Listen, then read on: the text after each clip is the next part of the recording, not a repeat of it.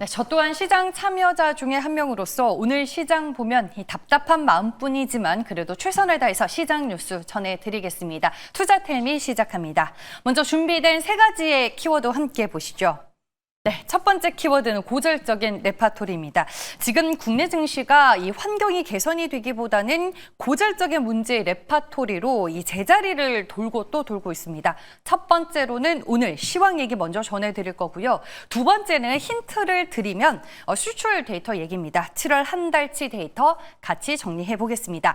마지막으로 최근에 애플에 이어서 리튬 테마에 등극을 하더니 오늘은 또 우주항공 소재로 엮이는 종목이 있습니다. 어떤 종목인지 잠시 후에 확인해 보시길 바랍니다. 네, 그럼 첫 번째 내용 함께 보시죠. 오늘 뭐니 해도 시황 얘기가 제일 중요할 것 같아서 이 투자텔미에서도 텔레방 시황 코멘트 짚고 넘어가겠습니다. 시황맨도 역시나 오늘 국내 증시 급락의 핵심 원인으로 단연 세법 개정안에 대한 실망감을 꼽고 있습니다. 물론 그 외의 변수들이 있기도 합니다. 미국 금리 인하 기대감이 낮아졌고 이 미중 간의 관세 유예 협상 지연 등이 외부 변수로 언급이 되고는 있는데요. 하지만 오늘 글로벌 증시안에서 유독 한국 시장의 낙폭이 큰 건 글로벌 영향이라기보다는 국내 세법 이슈에 대한 실망이 더 크다라고 분석이 되고 있습니다. 그럼 세법이 어떻게 개정이 되는 건지 한번 짚고 넘어가 보도록 하겠습니다. 전일 이제 정부가 세법 개정안에 대해 이제 발표를 했는데 그 중에 시장이 민감하게 반응한 내용을 정리해 보면 원래는 대주주 요건 완화나 금융투자 소득세 도입 재검토 등이 기대가 됐는데 이번 개정안에서는 대주주 요건 완화나 금투세 유예 철회 등은 포함이 되지 않았습니다. 결론적으로 우리 시장 참여자들이 기대했던 방향과는 정반대 방향의 정책이 발표가 되면서 오늘 시장에서는 실망감이 다소 큽니다. 그런데 지금 이 세법 개정안은 확정이 아니라 입법 예고 단계입니다. 앞으로 이제 일정에 대해서 말씀을 드리겠습니다. 오늘부터 8월 14일까지 입법 예고가 진행이 되고 8월 26일에 국무회의에 상정이 됩니다. 그리고 9월 3일에 국회에 제출이 되면 최종 확정이 되는데 아직 입법 예고, 국무회의, 국회 심의라는 세 단계의 허들이 남아 있습니다. 오늘은 시장이 큰 실망감의 급락으로 반응을 하고 있지만 투자자분들의 우려나 반대 의견이 많으면 정부가 법안 수정에 나설 여지도 있지 않을까라는 희망 회로를 박진희 부장과 함께 같이 돌려보겠습니다. 개인 투자자분들이 좀 걱정 없이 건전하게 주식시장에서 투자할 수 있는 환경이 잘 만들어지길 바란다라는 마음을 담아 두 번째 투자텔미로 넘어가겠습니다. 네, 수출 데이터 얘기입니다. 여기 이제 오타가 있는데 7월 한 달치 수출 데이터가 오늘 나왔습니다. 건기식부터 저희가 하나씩 정리를 해보겠습니다. 건기식은 중국향 기준 20일까지는 저조한 모습을 보이면서 우려가 있었는데 막판에 이제 수출이 잘 되면서 최고치 경시를 했고요.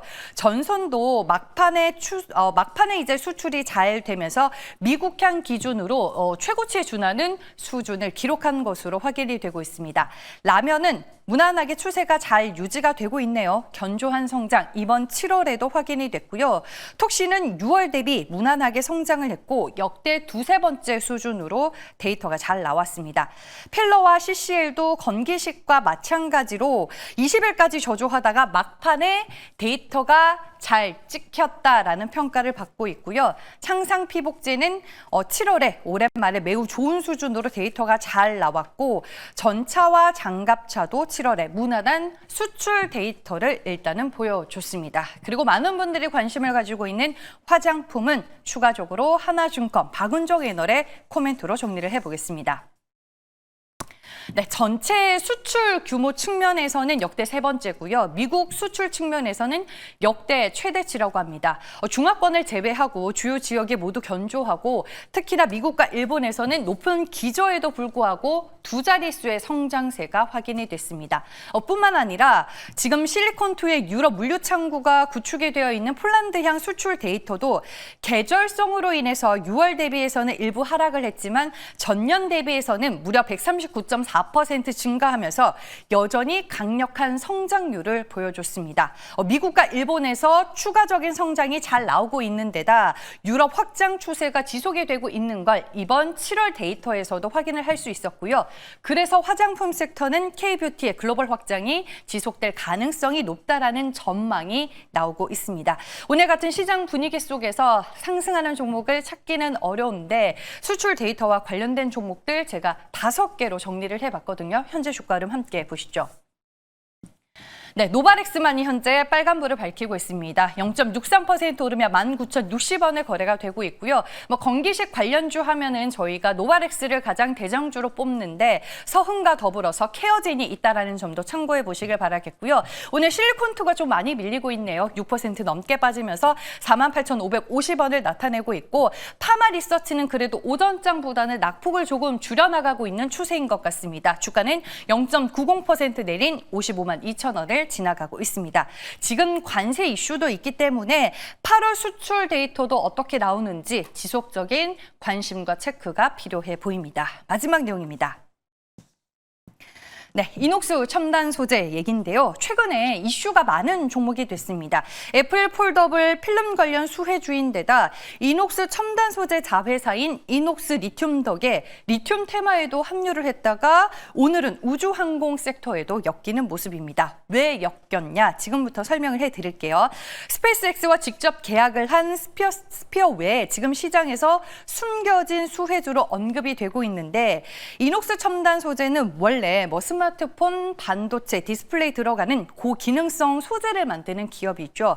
디스플레이용 소재, 반도체 패키징 소재, 그리고 2차 전지 소재 등 다양한 첨단 산업 분야로 확장을 해 나가고 있는데 최근에 이녹스 첨단 소재가 스페이스X 인공위성에 들어가는 핵심 부품인 EMI 캐리어 테이프를 직접 납품하는 독점 공급사로 알려지고 있습니다.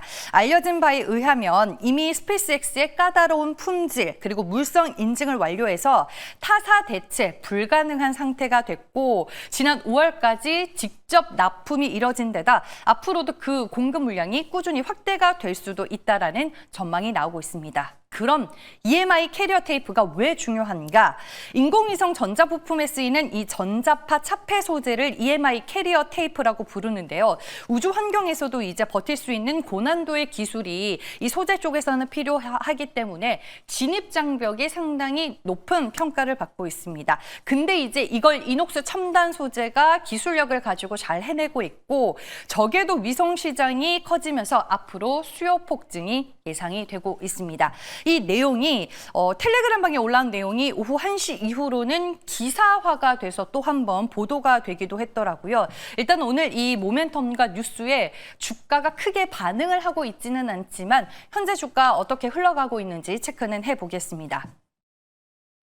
네, 최근에 애플 테마로 엮이고 그리고 리튬 테마로 엮이면서 주가는 전고점을 넘어서나 싶었는데 아쉽게도 전고점까지는 넘어서지는 못했습니다. 다시금 기간 조정에 그리고 가격 조정에 들어간 모습이 나와주기는 했는데 오늘 스페이스X와 관련해서 우주항공 테마 수혜주로 묶이기는 했습니다. 아쉽게도 주가는 3% 넘게 밀리면서 26,350원에 거래가 되고 있습니다. 시장 분위기가 만약에 좋았더라면 이 종목이 더 세게 반응을 할 수 있었을까? 이런 의구심은 드는데 일단은 우주항공 테마에까지 엮이게 되면서 앞으로 어떤 성장 스토리가 더 부각이 되는지 여러분들도 관전 포인트로 삼고 지켜보시길 바라겠습니다.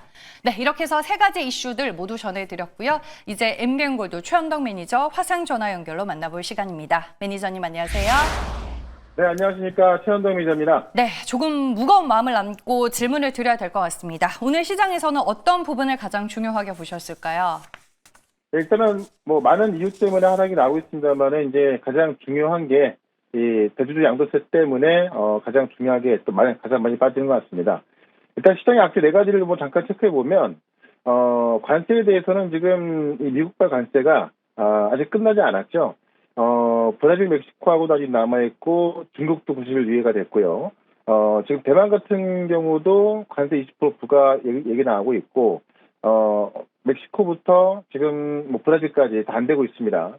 다만 지금 캐나다하고 대만 같은 경우는 다시 이야기를 하고 있다 그래서 그런 관세 불안감은 좀 없어지는 것 같고요.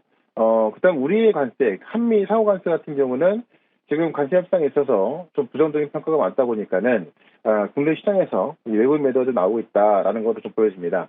다만 관세 관련해서는 만약 이런 이유 때문에 빠진다면은 나스닥 선물도 급락이 나야 되는 건데 지금 글로벌 시장을 보게 되면은 나스닥 선물은 0.2%밖에 안 빠지고 일본 시장 같은 경우도 그냥 혼조세를 보이고 있을 뿐이지 급락이 나오지 않고 있거든요.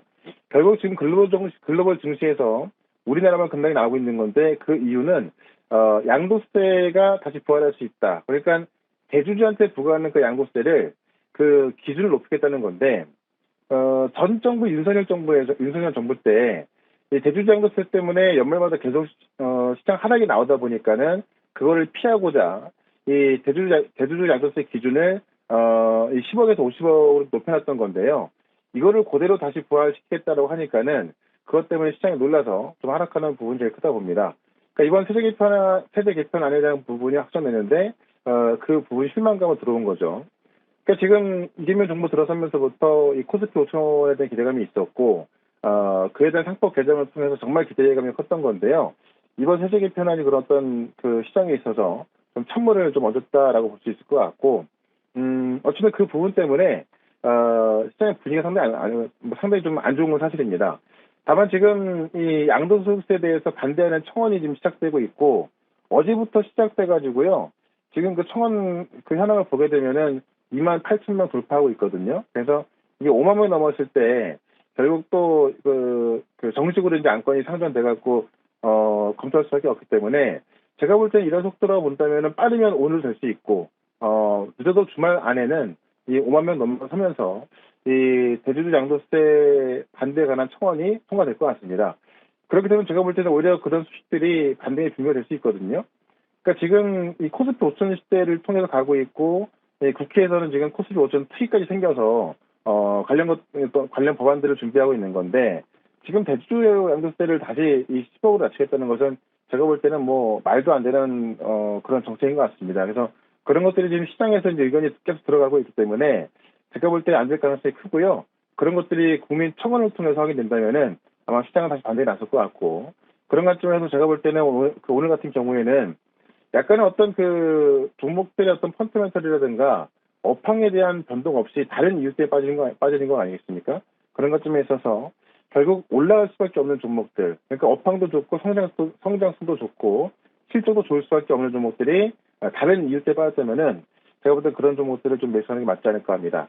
그런 것점에서 실적 기대감이 클 수 있는 오늘은 반도체 쪽에서 한 종목 또 말씀을 좀 드려보도록 하겠습니다.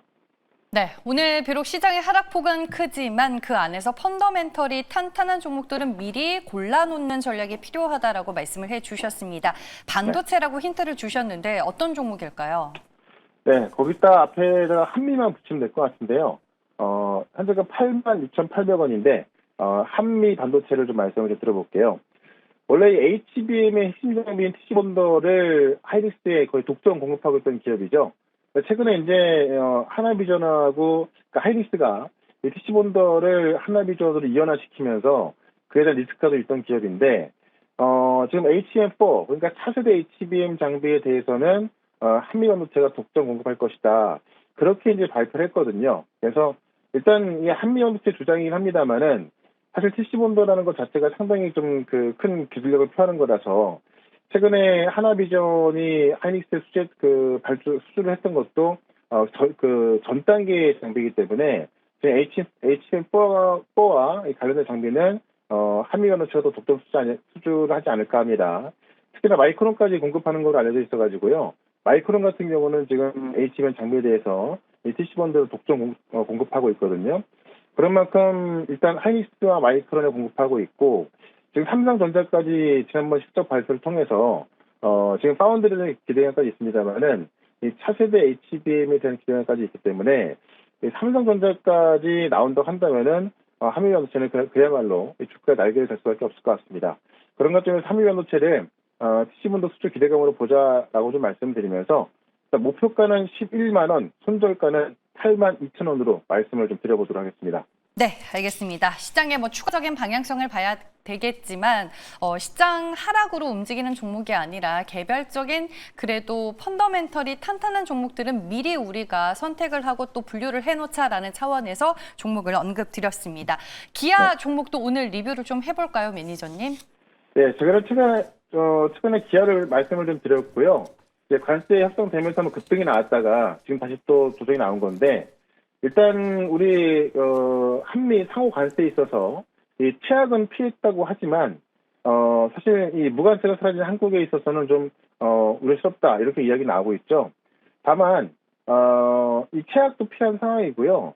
이게 어떻게 보면 과거와 비교했을 때 우리가 이제 어떤 그 유럽 기업이나 일본 기업보다도 약간 불리할 수 있다는 얘기 나와 있는데, 지금까지 보시면 사실 캐나다하고 브라질 같은 경우도 관세 협상이 안 됐거든요.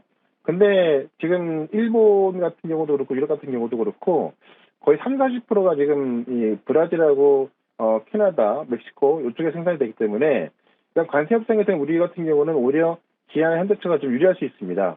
네, 그런 관점에 있어서 지금 자동차 수출 데이터만 본다 하더라도 6월달 2.3% 증가해서 7월까지 지금 8.8% 증가하고 있기 때문에 제가 볼 때는 자동차 같은 경우는 지금부터 좀 매수 기회가 아닌가라고 말씀을 드리면서 기아는 계속 보자라고 좀 말씀을 드리겠고요. 지금 이런 상황에서 아까 제가 이제 이 양도세 이야기를 좀 말씀드렸는데요.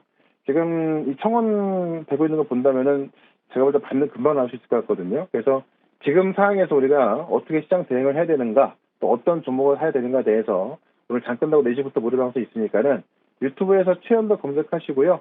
지금 시장 궁금하신 분들은 유튜브 실시간 방송 들어오시면 되고, 저는 또 다음 주 월요일 날 이 시간에 말씀을 좀 드리도록 하겠습니다. 고맙습니다.